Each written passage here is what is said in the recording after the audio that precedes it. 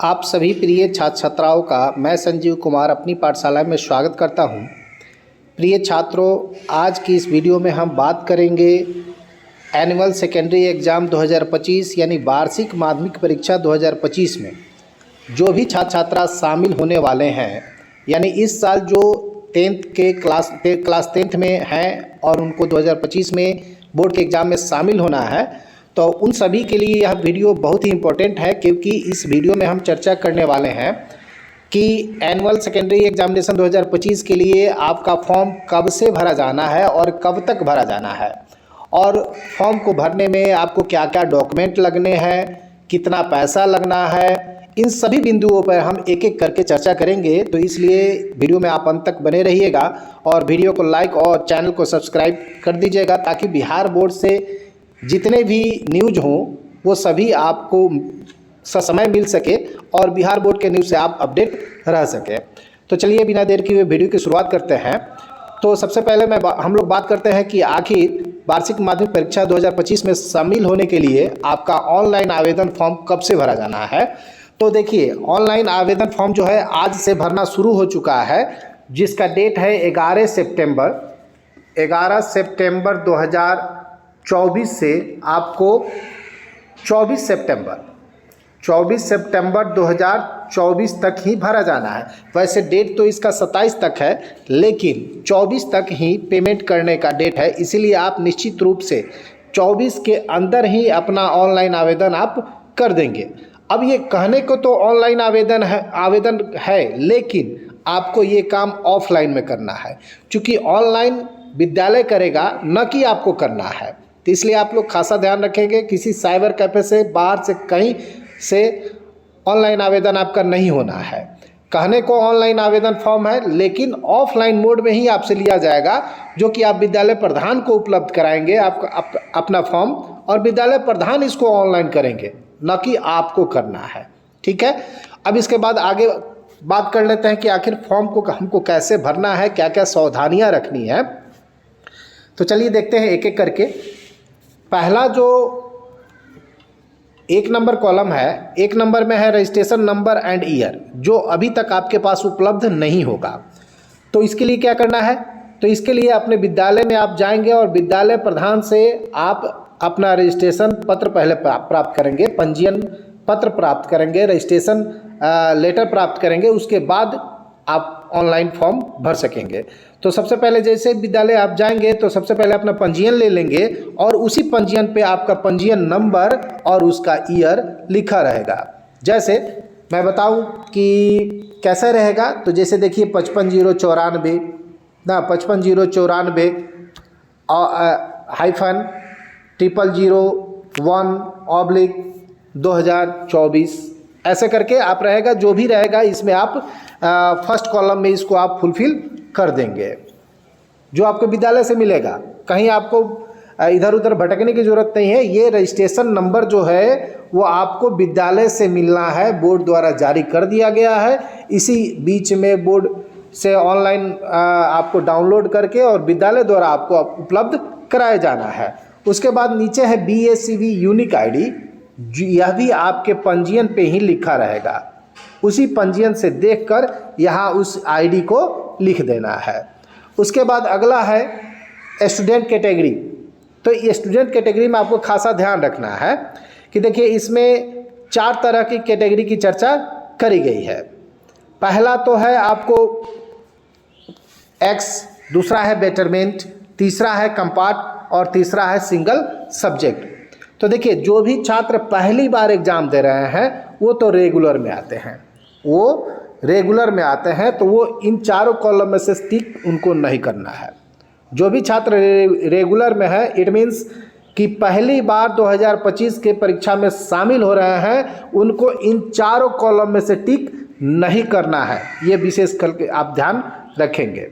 उसके बाद एक्स जो कैटेगरी है वो किन के लिए है, आप एक एक करके समझिए चीज़ों को नहीं समझिएगा, गलती करिएगा तो फॉर्म आपका रिजेक्ट होगा और 25 पे एग्ज़ाम नहीं दे पाइएगा। इसलिए मेरी बातों को ध्यान से आप सुनिएगा। तो एक्स कौन सा कैंडिडेट है, तो एक्स कैंडिडेट वे होंगे जो पिछले साल यानी 2024 में एग्ज़ाम दिए थे लेकिन फेल कर गए हैं। तो फेल कर गए हैं तो उनको 3 मौका दिया जाता है, 3 मौका दिया जाता है यानी पास करने के लिए। वो तीनों मौका वो खो चुके हैं, ठीक है। तो वो जो कैंडिडेट होंगे वो एक्स में अपना टिक करेंगे। अब बात कर लेते हैं बेटरमेंट की। आशा है आप समझ रहे होंगे बेटरमेंट की। तो बेटरमेंट कैटेगरी किनका होगा? तो मान लीजिए जो छात्र 2024 में एग्ज़ाम दिए हैं लेकिन अपने जो भी उनको नंबर प्राप्त हुए हैं, प्राप्तांक जो भी है उनका, उससे वो संतुष्ट नहीं है। पास तो हो गए हैं लेकिन वो उस नंबर से संतुष्ट नहीं है। उनको लगता है कि मान लीजिए 2024 में उनको 300 नंबर आया है और वो चाहते हैं कि जो नहीं, हमको 350 पौने 400 नंबर आना चाहिए था ना, तो और एग्ज़ाम देना चाहते हैं बेटर करने के लिए। तो वो सारे जो लोग होंगे वो बेटरमेंट कैटेगरी वाले होंगे, वो बेटरमेंट में अपना टिक करेंगे। अब बात करते हैं कंपार्टमेंट में कौन आएगा। तो कंपार्टमेंट कैटेगरी किनका होगा? तो देखिए जो लोग 2024 में एग्ज़ाम दिए हैं और 1 या 2 विषय में फेल हो गए हैं, 1 या 2 विषय में फेल हो गए हैं, और वे लोग कंपार्टमेंट के एग्ज़ाम में शामिल हो सकते हैं। यानी कहने का मतलब वो लोग कंपार्टमेंटल कैटेगरी में आएंगे तो वो कंपार्टमेंटल कैटेगरी को टिक करेंगे, ठीक है। अब है सिंगल सब्जेक्ट इंग्लिश। यानी 2024 के एग्ज़ाम में आप सम्मिलित हुए थे और केवल 6 सब्जेक्ट आपको पढ़ना है, math, science, social science, Hindi, English, Hindi Sanskrit, और इंग्लिश जो है एक्स्ट्रा सब्जेक्ट होता है। तो मान लीजिए 2024 में आपने एग्ज़ाम दिया लेकिन 5 सब्जेक्ट में आप पास कर गए तो आपका रिजल्ट निश्चित रूप से अच्छा रहा।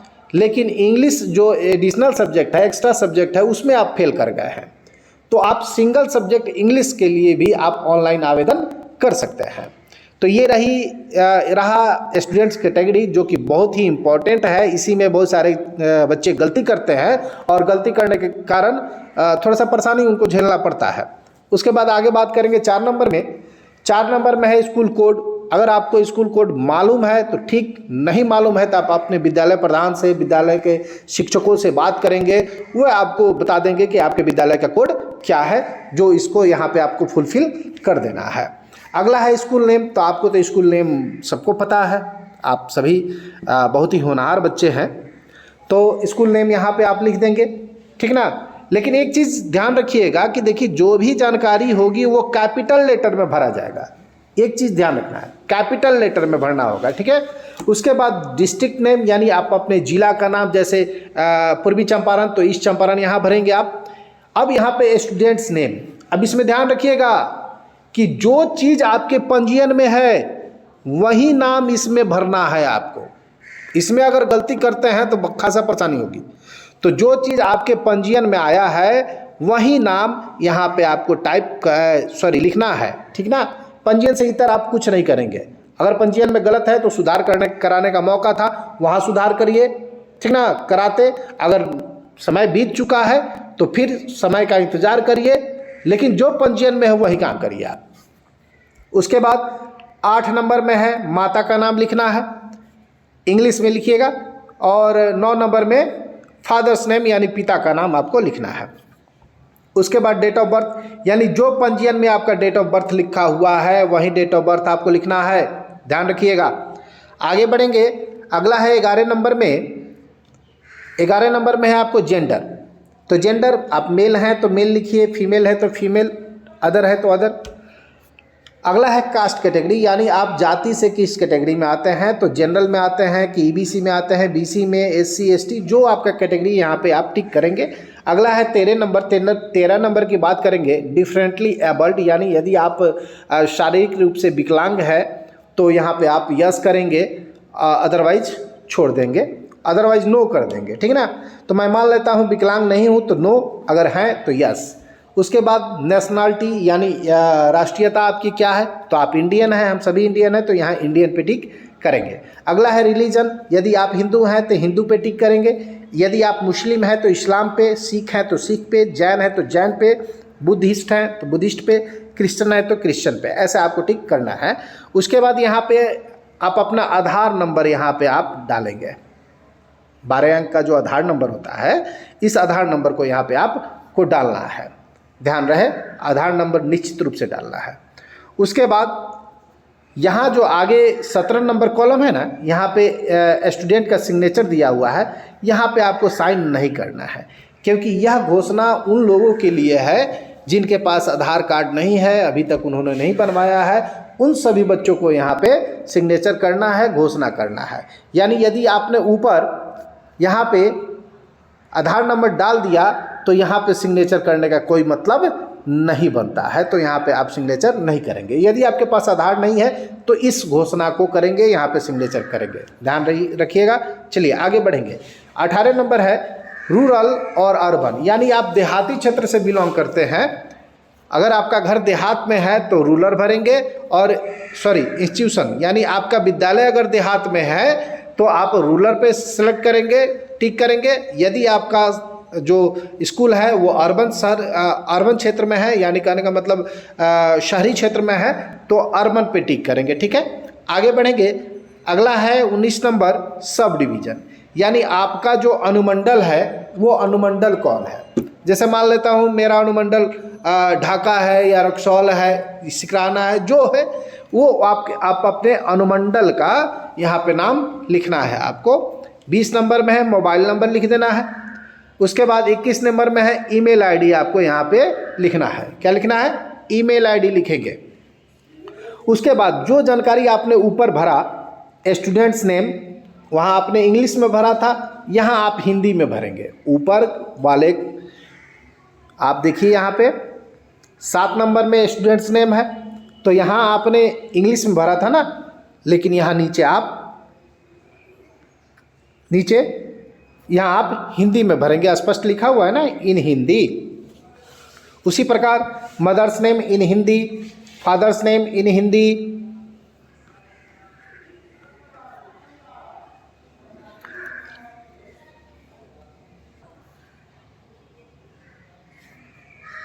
चौबीस नंबर में है फादर्स नेम, यहाँ पे फादर्स नेम इन हिंदी लिखेंगे आप। और आगे है 25 नंबर में।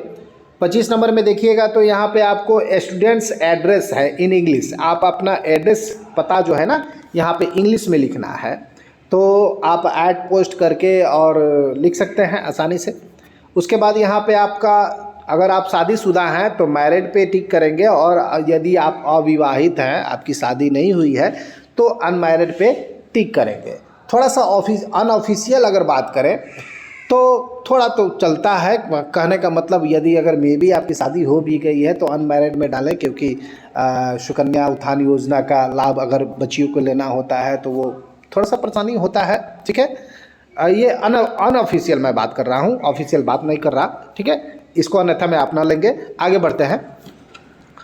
तो आगे कहता है if married right word married in box, ठीक ना। यदि आप देखिए यहाँ पे, यदि आप मैरिड हैं, देखिए यहाँ पे यदि आप मैरिड पे टिक करते हैं, तो यहाँ पे आपको मैरिड लिखना होगा।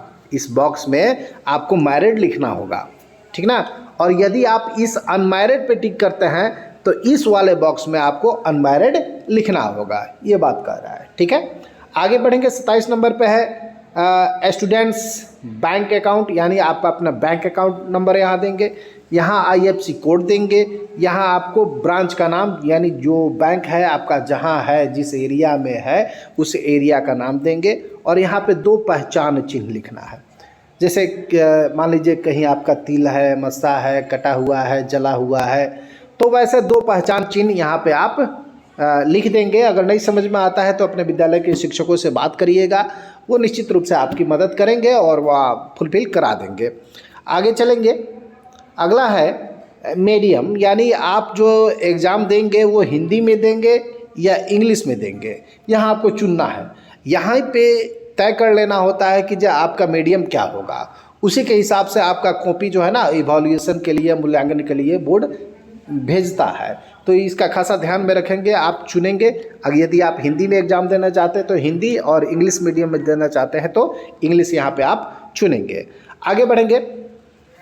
अगला 32 नंबर है विजुअली इम्पेयर्ड, यानी आप विजुअली यानी दृष्टिबाधित हैं, देखने में कोई समस्या है तो आप यस करेंगे, अदरवाइज नो पे टिक कर देंगे।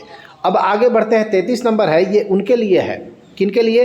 तो जो एक्स के रूप में अपना फॉर्म भर रहे हैं, जो कंपार्टमेंटल के रूप में भर रहे हैं, एकल विषय अंग्रेजी के रूप में या बेटरमेंट के रूप में फॉर्म भर रहे हैं, तो उनको पिछले एग्ज़ाम का रिकॉर्ड देना होता है। यानी पिछला जो एग्ज़ाम आपने दिया है उसका रोल कोड, रोल नंबर और प्रीवियस ईयर एग्ज़ाम आपको देना होगा। लेकिन जो रेगुलर छात्र हैं, यानी जो 2025 में पहली बार शामिल हो रहे हैं, उनके लिए ये कॉलम नहीं है, यानी 33 नंबर कॉलम रेगुलर छात्रों के लिए नहीं है। ठीक है, आगे बढ़ेंगे। अगला है 34 नंबर है। देखिए 34 नंबर कह रहा है कि यहाँ पे आपको विषय का चयन करना है। यानी आप हिंदी लिए हैं तो हिंदी पे टिक करेंगे, संस्कृत लिए हैं तो संस्कृत पे, उसके बाद ये जो मैथ, साइंस, सोशल साइंस और इंग्लिश, ये तो कंपल्सरी सब्जेक्ट है, ये तो सबको लेना होता है। ठीक ना, तो जो हिंदी लेगा वो संस्कृत लेगा। उसके बाद जनरली यही चलता है कि जो हिंदी लेता है वो संस्कृत लेता है, जो उर्दू लेता है वो NLH लेता है। ठीक ना, वैसे तो आप दूसरा भी ले सकते हैं, लेकिन यही चलता है। ठीक है, उसके बाद फॉर विजुअली इम्पेयर्ड, यानी आप दृष्टिबाधित हैं तो उनके लिए आपको मैथ के बदले होम साइंस का एग्ज़ाम होता है, और म्यूजिक और साइंस के बदले म्यूजिक का एग्ज़ाम होता है। उनका मैथ और साइंस का एग्ज़ाम नहीं होता। ठीक है, चलिए आगे बढ़ते हैं। ऑप्शनल सब्जेक्ट के रूप में आप advance economics, music, Arabic, fine art, Persian, commerce, home science, Sanskrit, ये सारे विषय हैं, इसको आप ऑप्शनल सब्जेक्ट के रूप में चयन कर सकते हैं। आगे बढ़ेंगे। अगला है आपको व्यावसायिक शिक्षा के अंतर्गत आपने अगर लेना चाहते हैं तो यहाँ से आप ले सकते हैं, जैसे scrutiny, beautician, tourism, automobiles, retail management, electronics, beauty and welfare, telecom, ये सारे सब्जेक्ट हैं, आप ले सकते हैं। ठीक है, और उसके आगे देखेंगे तो अब अंत ही है। अब इसके आगे यहाँ पे आपको अपने गार्जियन का सिग्नेचर करना है। उसके बाद यहाँ पे अपना हिंदी में सिग्नेचर करना है, बॉक्स में करना है, बॉक्स के बाहर नहीं करना है। उसके बाद इंग्लिश में करना है यहाँ पे सिग्नेचर। बहुत सारे बच्चे देखते हैं कि जो इंग्लिश में जो सिग्नेचर करते हैं वो कैपिटल लेटर में कर देते हैं। बाबू, सिग्नेचर का मतलब कैपिटल लेटर में नहीं होता है। सिग्नेचर का मतलब होता है आप फर्स्ट लेटर जो होता है वो कैपिटल में करो, बाकी जो लेटर है वो स्मॉल में करो। ठीक है, और आगे बढ़ेंगे और यहाँ पे आपका प्रिंसिपल सर का सिग्नेचर और मुहर हो जाएगा, तो वो तो बाद में भी हो सकता है। अब हम लोग बात कर लेते हैं कि जो आखिर इसमें कौन कौन से डॉक्यूमेंट आपको लगने हैं और पैसा कितना लगना है। ठीक है, तो चलिए देख ही लेते हैं पैसा कितना लगना है। तो देखिए, जो भी जनरल कैटेगरी के हैं या BC कैटेगरी के हैं, जो जनरल कैटेगरी में आते हैं और BC मतलब BC2 में आते हैं, उनके लिए कोई छूट का प्रावधान नहीं है। इनको 1010 रुपया लगना है, 1010 रुपया लगना है फॉर्म भरने के लिए। और जो लोग